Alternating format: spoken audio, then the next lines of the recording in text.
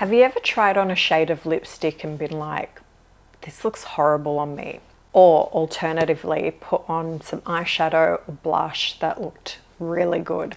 It may all come down to color analysis.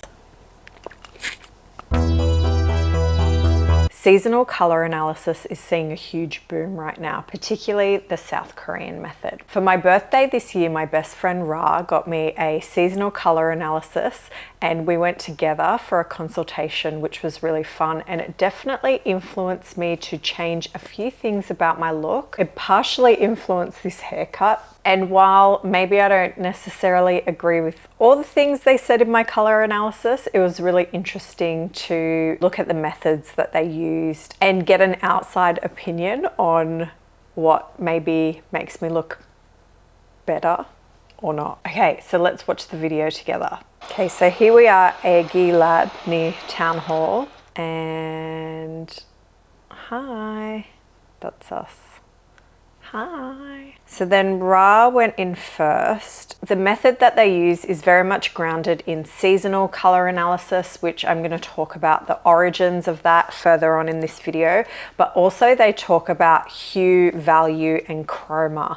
So they're sort of combining these two different methods of color analysis to figure out which colors work best for you. Within this Korean system, there are about 12 groups of colors that you can belong to, essentially. And they have really nice branding and stuff, so it was really cool to see their little PowerPoint presentation that they ran us through before doing our personal analysis. So Rara went first, and she was determined to be an autumn. And then it was my turn. I was really scared that she was going to tell me that I'm not allowed to wear black anymore, because pretty much I would say 60 to 70% of my wardrobe is black. So first she used this little machine to analyze my skin to see if I was warm toned, cool toned, or neutral. And I always thought for some reason that I was warm toned, maybe because I'm like, you know, my family's from the Mediterranean, and I was always told I had olive skin. So in my mind, I thought olive meant warm. But she determined through her special little machine that I was completely neutral, so I just sat right in the middle. So that's kind of helpful for me in picking things like foundations and stuff. So then she was looking at like the chroma, like the achromatic colors or something like that. Anyway, so this is where she just put like blacks, whites, greys, off-white on me to see which suited me best. So this was the bit where I was the most nervous, because my wardrobe is like 70% black. So I just wanted her to say that it was okay for me to wear black. So she said for me, pure white, not an off-white, and pure black were really good. Light gray is okay as well. Next, she looked at gold, silver, and bronze. Now, admittedly, I mostly wear gold, but she said that silver was a little bit better on me. So also super interesting, and I will definitely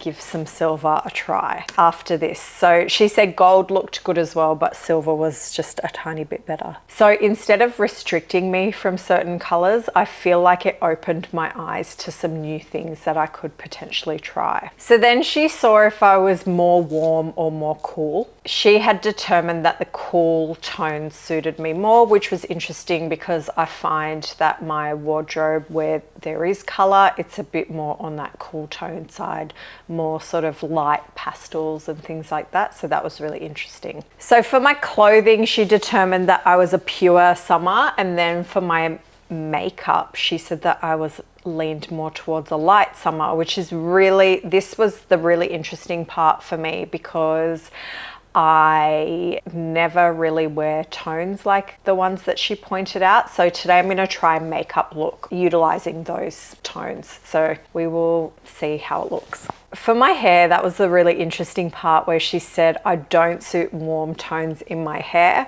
I definitely suit more the ashy and cool tones. If it's blonde, it needs to be more like an ashy blonde, which is really weird because I had bright orange hair before I dyed it back to my natural brown. However, because I dyed it back to my natural brown, I couldn't get a lot of that warmth out of my hair in the ends. And so essentially eventually I just decided to chop it off so I could just have my natural sort of cool roots show through.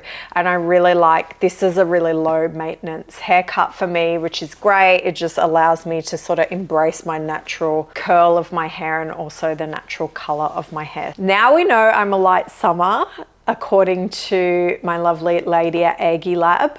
And so I'm going to do my makeup in that style, which will be really fun because I don't usually wear these colors. And I also want to talk about the history of color analysis, how it sort of came about. So I'll start by cleansing and prepping my skin. I'm not really sure how I feel about seasonal color analysis. On the one hand, I think if you feel like you want to wear makeup, but you're a little bit overwhelmed and not really sure where to start, I feel like it can provide like a level of comfort to know that certain things suit you and bring out your features in certain ways. But on the other hand, I feel like it can potentially limit us as well. I don't want anyone to ever think like they can't wear certain colors or certain things. So that's just one thing I will call out. So there was this guy, this French guy, his name was Michel Eugene Chevreul, and he used to dye fabrics, and people would complain that sometimes the dyes wouldn't turn out the same way or they were inconsistent. And so he was one of the first people to recognize that this was an issue to do with optics. And this was in 1839. And he published this study called The Laws of Contrast of Color. And that's pretty much like the modern day color wheel that we all know. So it talked about the interactions of colors on the color wheel, how contrasting colors interact versus complementary colors and all those kind of things. So that was like one of the first kind of, heaps of people had color theories, like Jung had a color theory, Isaac Newton had a color theory. So there were loads out there. And then, yeah, this guy sort of talked about contrasting colors and how those colors might interact, enhance one another, etc., etc. So this is kind of the basis for everything. It was very European, of course. And then there was this other guy, his name was Albert Henry Munsell, and in 1905 he sort of came out with his own system of color analysis or theory. And this really looked at the hue of color, which is basically like the different colors on the spectrum that we see. The value of color, so this is essentially light to dark on the color scale, and the chroma, which is like the softness through to the brightness of certain colors. So I think that's really like how much gray is in a certain color. It's really those two theories combined that this modern day Korean color analysis method is based on. Okay, skin prep done. So I'm going to use the IT Cosmetics CC cream for my totally neutral skin. There was also this guy, this Swiss painter called Johannes Itten, and he is credited for like grouping colors into seasons and determining that skin tones have different undertones. And this was observed when he was teaching students and saw that some students just used more basic like contrast when painting somebody, and then other students actually utilized the true sort of undertones of certain skin types, whether they were more yellow or pink. He felt this was a more sophisticated method to approach art. I freaking love this foundation. It just, I feel like it color corrects and covers everything in one go. So then this brings us to the 70s and 80s. And this is where color theory and like color analysis starts to go nuts.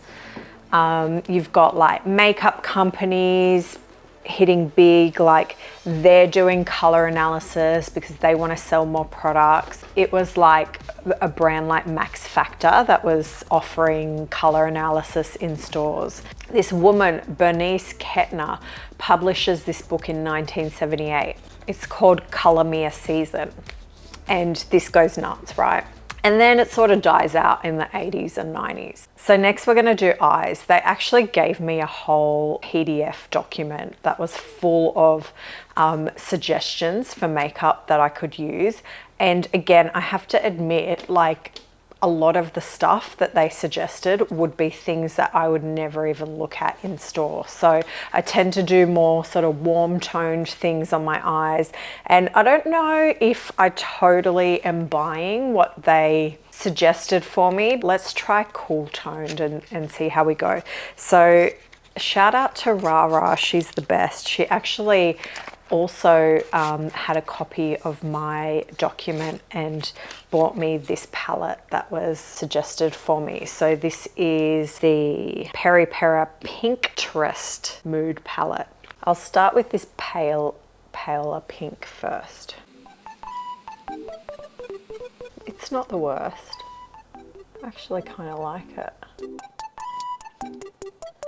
So the controversy around color analysis, which has been rightly pointed out, is that it doesn't embrace a broad range of skin tones. And historically, because these systems were developed through a European lens, then that's a pretty accurate criticism. So I'm gonna just deepen with this mauve shade on the end here.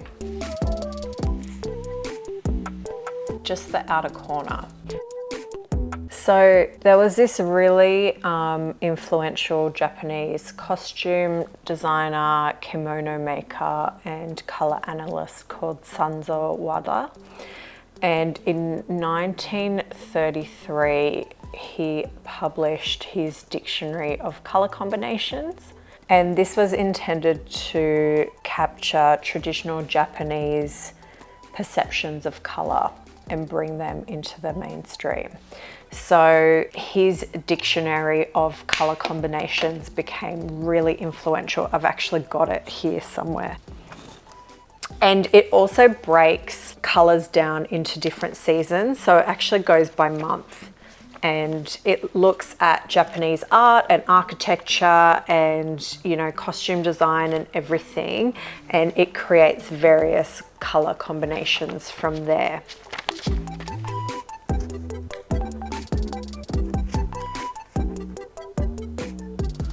So I believe that what we know today as the Korean color analysis method combines both the Western and potentially a bit of the Japanese approach to seasonal color groupings. And this method feels much more inclusive as it considers a wider range of skin tones. Okay, pretty cute, I like it. Just gonna do a bit of under eye concealer before I continue.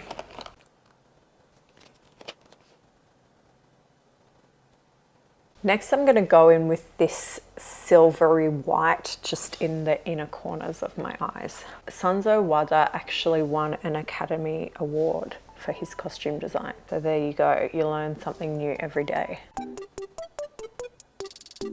There are a couple of good YouTubers that talk about the history of color analysis. One of them is Nicole Rudolph, and she goes through like loads of archival newspapers and things like that, and she goes pretty deep. She also talks about like the historical exclusion of people of color and how this was recognized as an issue even in the early days of color analysis. It's really informative and I recommend watching it. Okay, I'm gonna go in with this grayish brown eyeliner.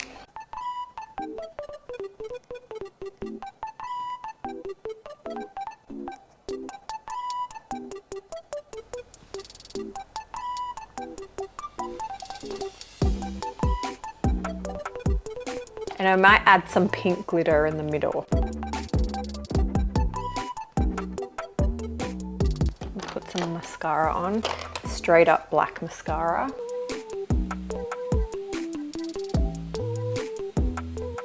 The other good YouTube video was from Liz of Beep World, and she actually references a study in her video. It's called The Role of Colour in Perception of Attractiveness. And this study finds that overall, generally speaking, people who wear the colours that are prescribed to them by colour analysis professionals are generally deemed more attractive within the study, although she calls into question the entire methodology of the study. But go over and have a look at that one. Okay, for the lips, I'm just going to use this Remand lip tint. The color is Bare Berry Smoothie. It's like a very cool toned pink. Essentially what color analysis is doing is using complementary and contrasting colors to either enhance or recede certain features. So, you know, if your eyes are hazel and they have flecks of gold, then maybe you want to use some purple to then make that really pop. If you have a lot of pink in your skin and you want to help that recede, then you use something with a green undertone to kind of help it recede. Okay, finally, I'm going to use some blush. I'm not going to do any contouring or anything like that. Okay, this e.l.f. blush is pretty cool toned and it's got flecks of silver in it. So let's give this a go. I might just place it higher.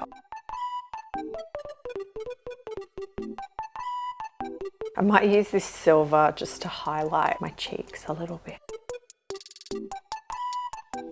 And that's it. I don't know, let me know what you think of the look. I kind of like it. It's definitely not something I usually gravitate towards. I just don't think we need to necessarily prescribe to a very limited list of colors. I feel like we can play with lots of different things if we want to. Have you had your color analysis done? What did you think? That's it from me. Thanks for watching.